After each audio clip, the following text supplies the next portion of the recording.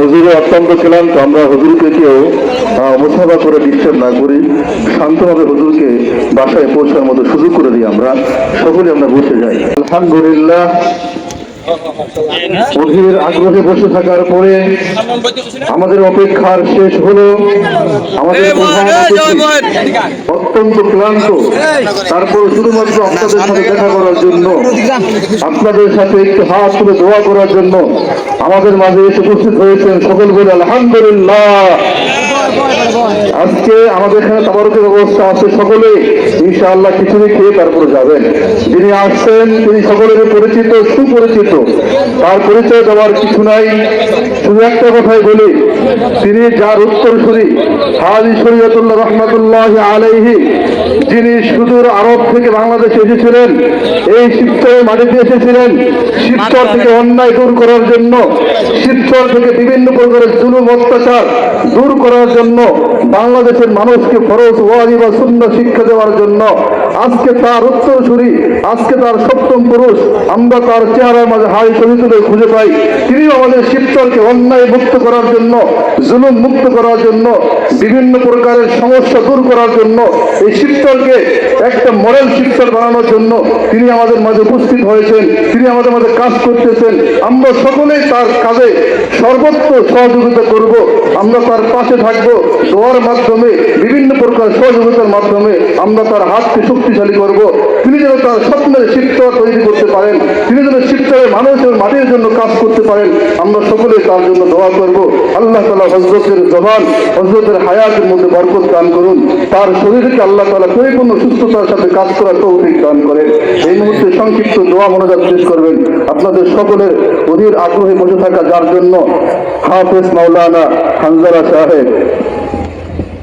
আসসালামু আলাইকুম ওয়া রাহমাতুল্লাহি ওয়া বারাকাতুহু।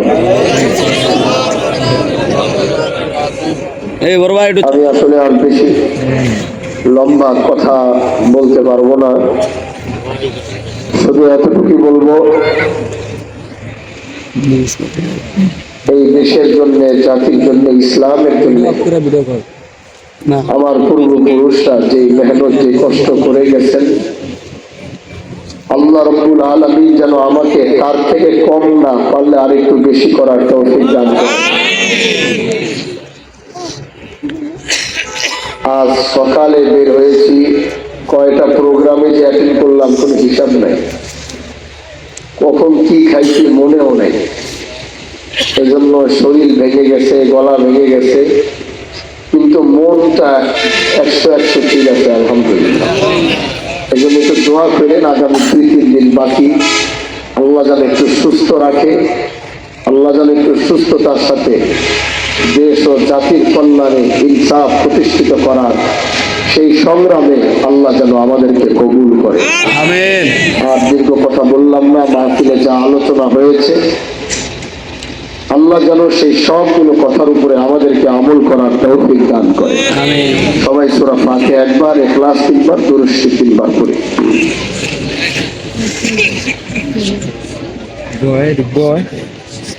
তোর সমস্যাটা তো বইতে পারছ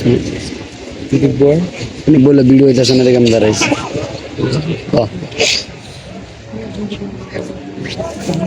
তোর ভাঙ্গা মোবাইলটা ভিডিও হয় না, আমি কি করবি? আমার তার ভাঙ্গা মোবাইল 33+।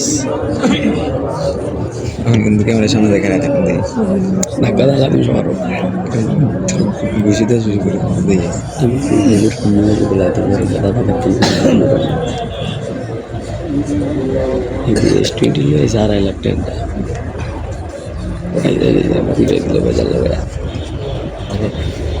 الحمد لله رب العالمين والعاقبة للمتقين والصلاة والسلام على أشرف الأنبياء والمرسلين وعلى آله وأصحابه أجمعين.